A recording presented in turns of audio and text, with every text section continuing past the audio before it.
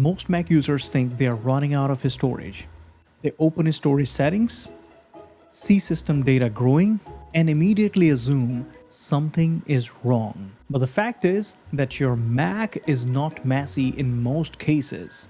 What's really happening is a different situation. macOS is managing things in the background quietly, and majority of users, they panic. In this video, I will show you how to manage Mac storage smartly without deleting random files, without fighting system data, and more importantly, without turning your Mac into a cleanup project.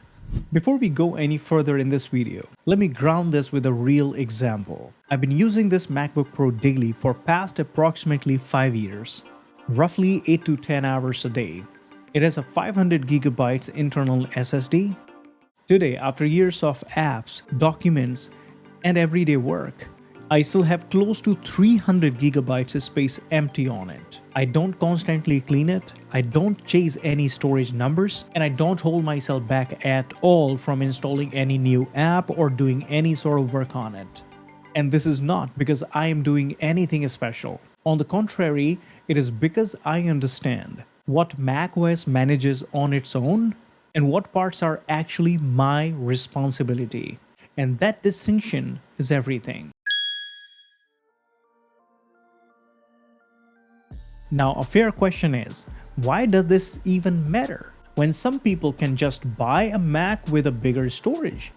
Most people buy Macs with a base storage because that sounds more economical. Let's take example here, a MacBook Air with a base 256 gigabytes SSD inside costs you approximately $1,000. Sounds competitive as well as affordable, but here's the real deal. Now if you plan to upgrade the storage, going from 256 to 512 adds big premium already. 1 terabyte adds even more. And if you go to last option 2 terabyte, that becomes massive. Not everyone wants or should have to pay that kind of premium upfront. So the real question becomes, how do you live comfortably on base or mid-range storage? On modern macOS, a meaningful portion of storage is used by the system itself. macOS, system data, indexes, caches, and background resources can easily take up a large amount of space over the time. Eventually, that number is not fixed. It all depends on how you use your Mac.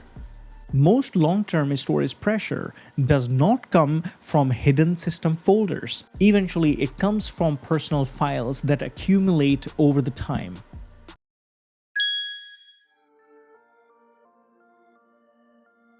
Now let's clear up the biggest misunderstanding. System data is not a folder that you can open or empty. It includes things like app support files, system caches, logs, indexes, local snapshots, and background resources that macOS needs to function. It automatically grows and shrinks depending on what you do. As a Mac user, you must know this fact. System data grows because macOS is doing its job actively, not because something is wrong with it. If I had to break down why my Mac has been comfortable on storage, it comes down to a few simple habits, not any exclusive tools.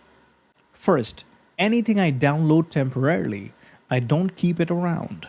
Installer files, disk images, shared videos, or large email attachments on my Mac once the app is installed, or a file that I no longer need, is always gone the very next moment.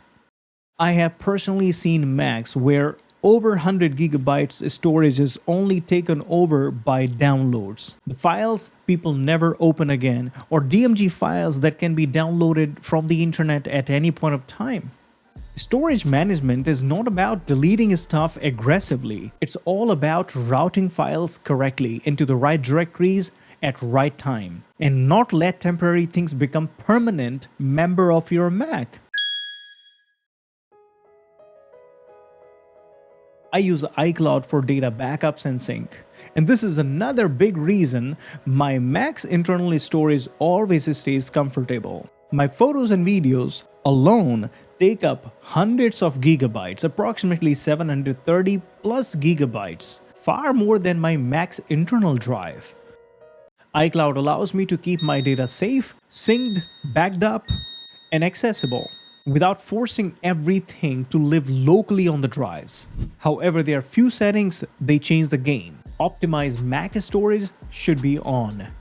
Once enabled optimized Mac storage, the data is very smartly managed on your drive. It automatically offloads the big data files from the drive to the cloud. And when you need that data back, all you need to do is click on the icon, it starts getting downloaded back on. The only problem you can experience during this process, when you don't have internet connection available, you may not be able to access the files that have been offloaded to the cloud. You should also enable data sync from desktop and documents directories.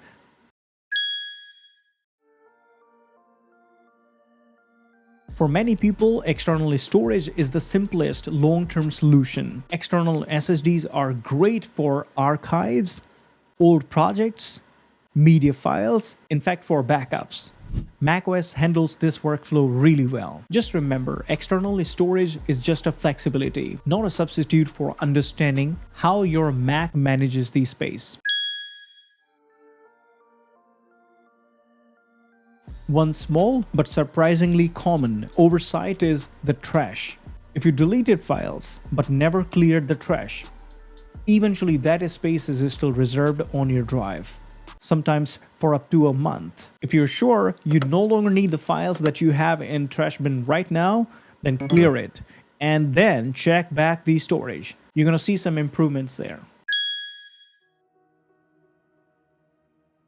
Good storage management is not about buying Macs with a big storage or keep routing data from one device to another. It's all about discipline. It's all about good habit of not leaving files and apps just like that. Each time you're downloading anything from your emails or from the internet websites, you need to just understand how useful that specific file or app is for you. You need it just for now, or you're gonna need it in long term. Depending on your answer, you should keep or remove that file or app in time. Therefore, I highly suggest every Mac user to optimize their Mac every month. And if you don't know the trick how to do it, you're gonna see a video popping on your screen at the end of this video. You should go ahead and watch it. Anyways, this is it for today. If you found this video helpful, hit that like button and subscribe Crazy Ears for future tech tips, tricks, and solutions. By the way, if this video helped you reduce some of that storage anxiety, then please do let me know in the comment section. And go ahead and now watch this video how you can optimize your Mac safely, securely every month. Thank you for watching Crazy Ears once again. You take care of yourself, and I'm going to see you in the next one.